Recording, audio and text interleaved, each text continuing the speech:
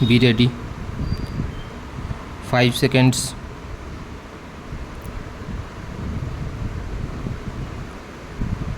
Start. As our chairman reminded you, our neighbors are all the countries of the world now, so that we cannot relate our foreign policy just to a few countries around us, but have to think of practically every country in the world and take into consideration all the possible areas of conflict, trade, economic interest, etc. It has been recognized now that if there is a conflict on a big scale anywhere in the world, it is apt to spread all over the world. That is, war has become indivisible and therefore peace is indivisible.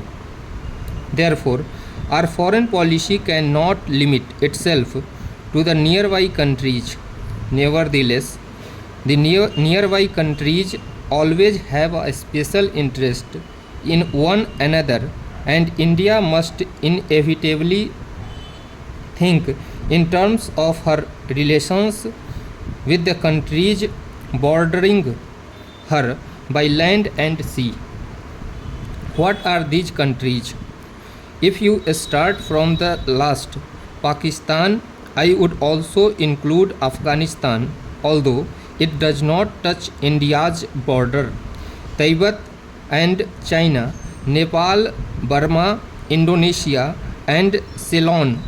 In regard to Pakistan, the position has been a very peculiar one owing to the way Pakistan was formed and India was divided. And there have been not only all the upsets that you all know, but something much deeper, and that is a complete emotional upset of all the people in India and Pakistan because of this. It is a very difficult thing to deal with, a psychological thing which cannot be dealt with superficially. A year and a half or more has passed, and there is no doubt at all that our relations have improved and are improving. There is also no doubt at all in my mind that it is inevitable for India and Pakistan to have close relations sometime or other in the future. I cannot state when this will take place, but situated as we are, with all our past, we cannot really be just indifferent neighbors. We can be either hostile to each other or very friendly to each other. Ultimately, we can only be really very friendly, whatever period of hostility may intervene in between, because our interests are so closely interlinked. As far as the other countries are concerned, our relations with other countries are quite friendly. Take for instance Afghanistan, and our relations with Afghanistan are exceedingly friendly, and our relations with Tibet, Nepal, and all other neighboring countries are also very friendly. If our neighboring countries have, in a sense, the first place in our minds, then the second place goes to the other countries of Asia with whom we are also fairly intimately connected. Now, India is very curiously placed in Asia, and her history has been governed a great deal by the geographical factor plus other factors. Whichever problem in Asia you may take up, somehow or other India comes into the picture. Whether you think in terms of China or the Middle East or Southeast Asia, India immediately comes into the picture. It is so situated that because of past history, traditions, etc. In regard to any major problem of a country or a group of countries of Asia, India has to be considered.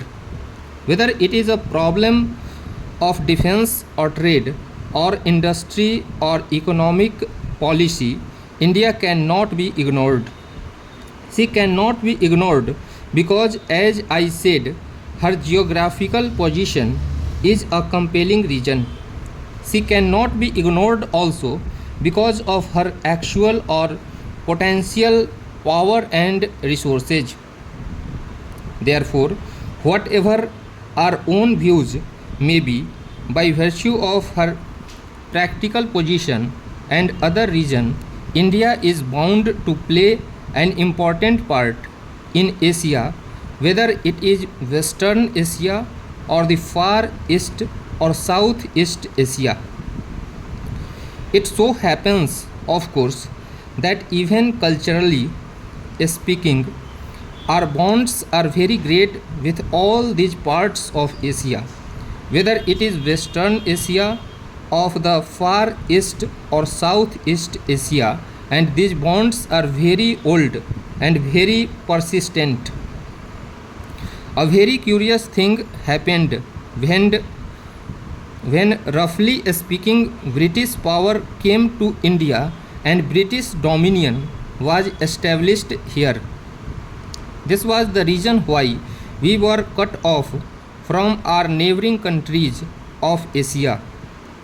Our contacts were then with England across the seas, and while to some extent we struggled against that domination and resented those contacts, nevertheless they were there, and we saw the world more and more through the window, the British window. Very few people went to the other Asian countries from India, and very few came here from there. And even those few people from Asia we met in Europe and not in Asia. Now, in recent years, that process has been reversed or is being reversed for a variety of reasons. Initially, I suppose the one major factor was air travel. Air travel brought us immediately into close contact with our neighbors, because if we went to Europe, we passed through Baghdad and Tehran and other places. Air travel is not the only factor. There are also political reasons that are now bringing about these changes for future development. Stop.